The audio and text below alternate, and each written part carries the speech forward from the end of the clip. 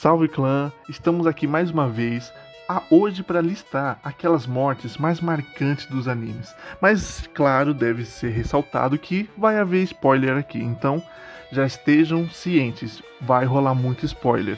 Então hoje vamos começar aqui listando alguns desses personagens que a gente sentiu muito a falta deles durante a obra, que a gente realmente sentiu a dor dos personagens, que foi realmente mortes que nos tocaram muito.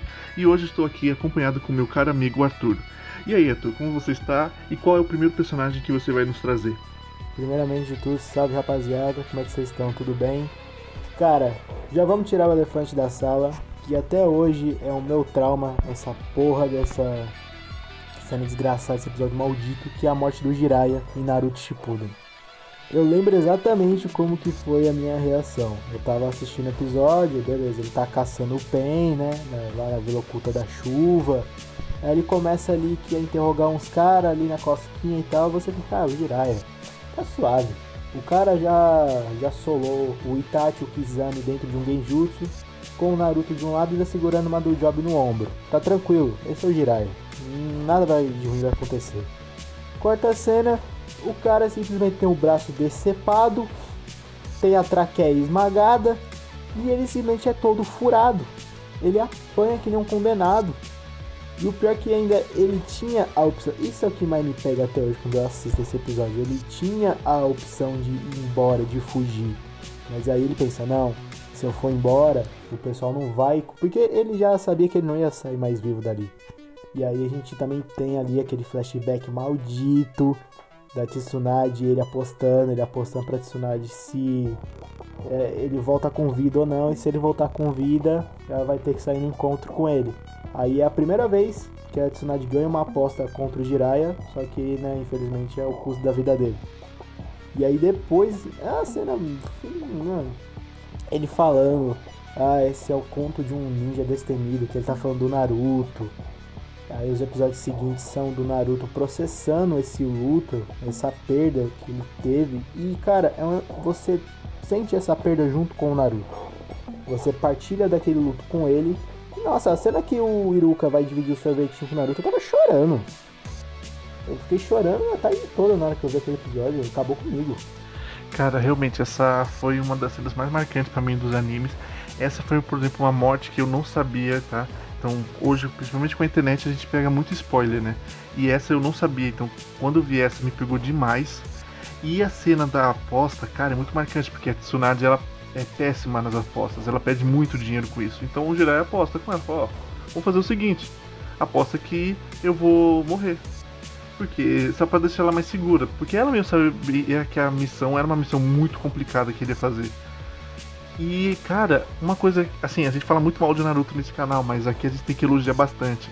Eu gosto muito da pós-morte dele, de ver como os personagens reagem, principalmente o Naruto, essa parte do luto, cara, ele sabe trabalhar muito bem. Então foi uma narrativa bem construída e que ainda fez criar uma rivalidade entre o Naruto e o Pen, sem contar que os dois são os garotos que poderiam ser os garotos da profecia. Então, tipo, tem essa questão ainda envolvendo com a ligação com o Jiraiya. Então, realmente foi uma morte marcante, porque é um personagem muito querido. E, além disso, tem a questão da narrativa, que foi muito bem construída entre os dois personagens para criar um certo laço entre eles e uma rivalidade. E o que me pega mais dessa morte é quando você tem os flashbacks ali mostrando o passado dele com o Nagato, com o Yahiko, com a Konan. E é foda, porque tu sente que tipo, ele morreu nas mãos de uma pessoa que ele amou muito um dia, sabe? Isso que mais dói, tá ligado? Ele morreu na mão de um moleque que ele tinha como um filho. Até quando ele reconhece o Nagato, ele meio que assim, ele olha pro Pen, mas ele fica, cara, você até parece com o Nagato, mas você não é o Nagato. O meu Nagato não é desse jeito. Tem ainda esse peso emocional.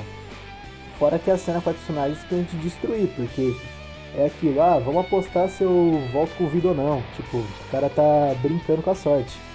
E aí, tipo, até a Tsunade ela fica meio mal, porque, tipo, ele sabe que ele não vai voltar, ele vai morrer. E é um ponto que, tipo, pra mim é um momento de virada na obra. É aquele momento... aqui uma citação honrosa, que é o Zabuza, lá no início do Naruto clássico, que pra mim funciona dessa forma, que é como um ponto de virada, em que a narrativa ela sai um pouco do que estava sendo ali no Shippuden, a busca pelo Sasuke, tipo, o Jiraiya morreu, o líder da Akatsuki matou ele, ó, vamos voltar aqui para essa história, deixa o Sasuke um pouco de lado. Se eu não me engano, acho que a morte do Itachi também vem um pouco depois disso, assim. Naruto a gente castiga um pouco aqui nesse canal, mas uma coisa tem que estar clara, Naruto sabe se desenvolver muito bem seus personagens coadjuvantes e consegue fazer que a gente se importe com eles. Tanto no caso do Jiraiya, do Itachi. É que o Jiraiya realmente eu tinha um apego a mais com esse personagem, porque o Naruto chamava ele de sapo tarado, era o Senin, ele era muito da hora, cara. Realmente, Naruto trabalha muito bem com drama. Apesar de a gente reclamar bastante dele aqui no canal, a gente tem que também elogiar, porque tem muitos pontos positivos. E isso foi um dos grandes. E Naruto, que é uma obra que teve muitas mortes, e mesmo assim ainda nos pega bastante. Já o anime que eu vou trazer agora é um que tem pouca morte. Agora que no mangá a gente tá vendo mais, mas mesmo assim não é, por exemplo, a mesma quantidade que a gente vê em um Hunter x Hunter ou em um Naruto, que é One Piece.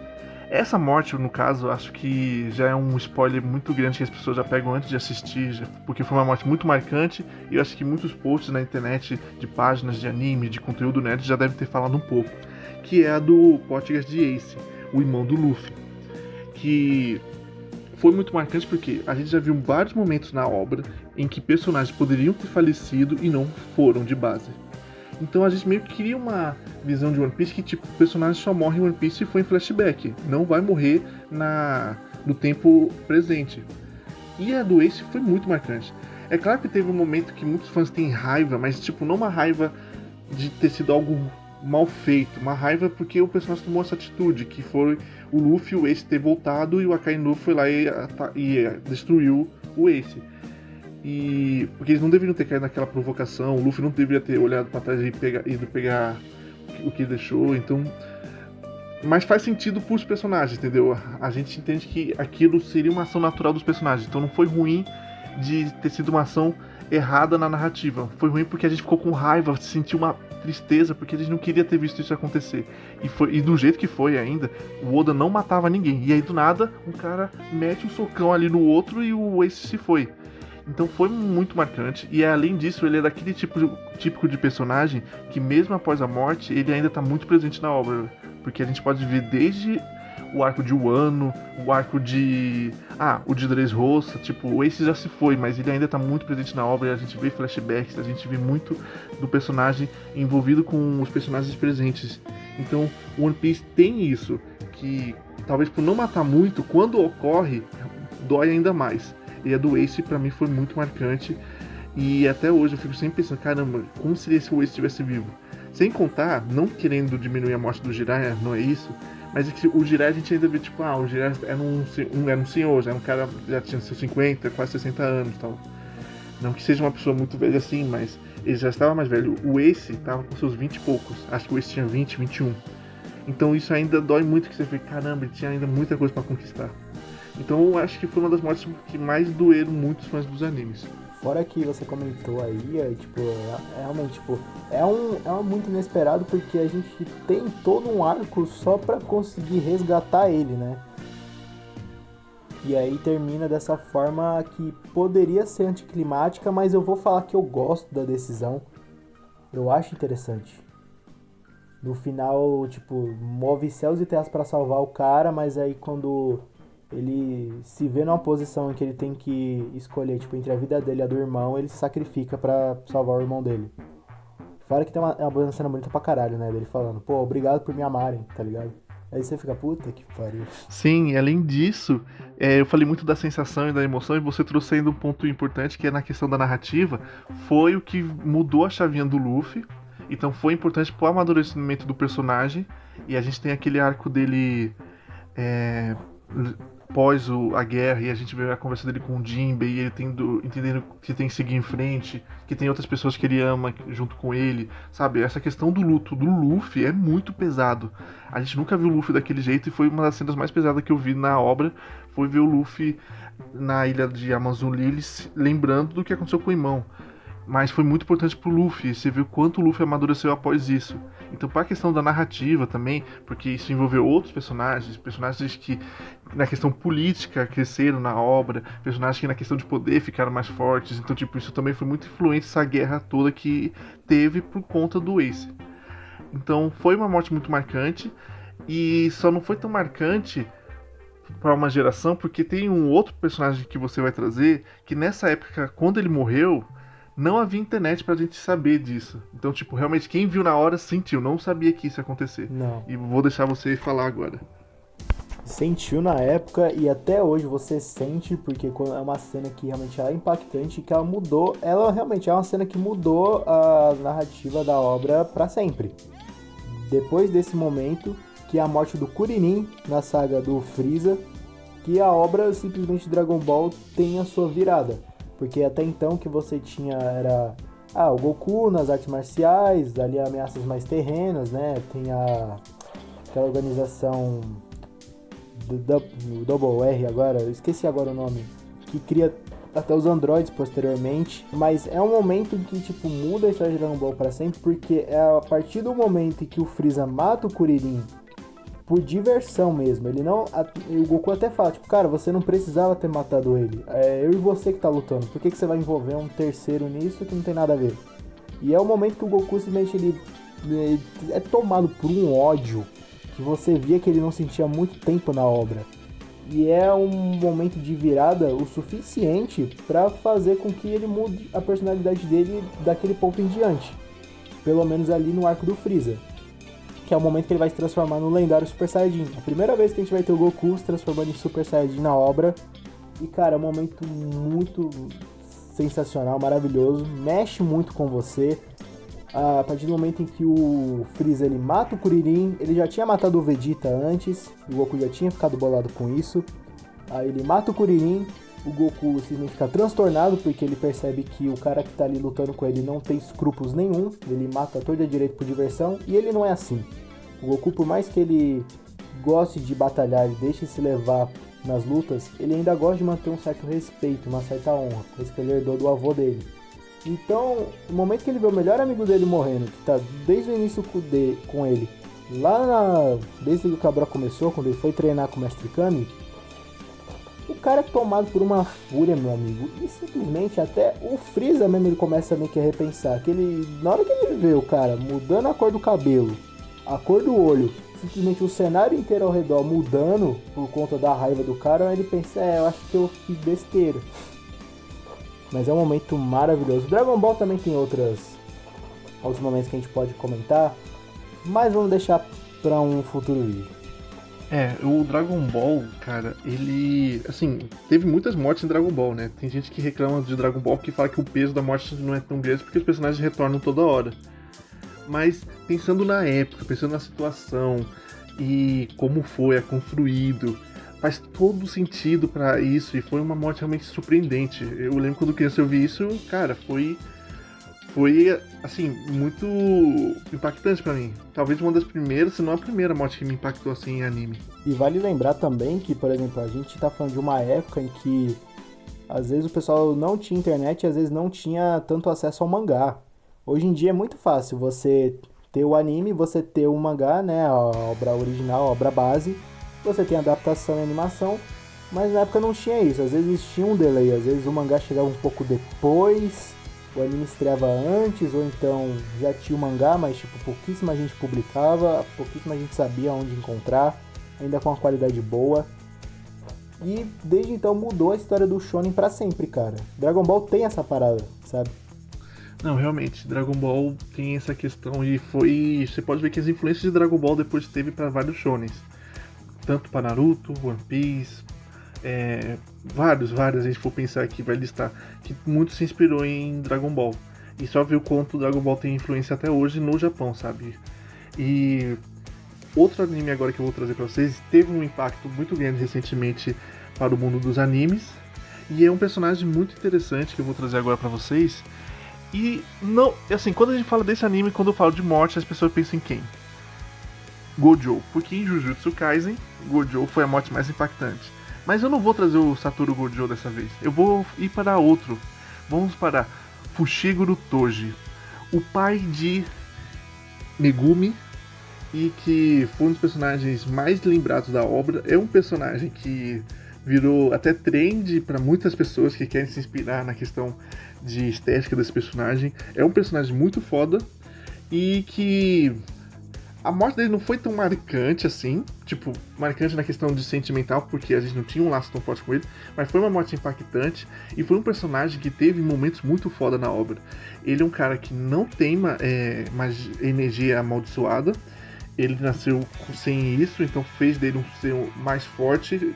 Tem essa questão de Jujutsu, que todos os seres humanos têm energia amaldiçoada, mesmo que seja bem pouquinho. Ele nasceu zero, e isso fez dele ser um humano mais poderoso, mais rápido, mais forte. E ele treinou muito, obviamente, e é um cara que é muito bom com qualquer arma, e ele já chegou a matar, né, o Satoru Gojo, que conseguiu retornar, e o cara acabou também com o outro feiticeiro de classe especial, que era o... Caramba, o Getou.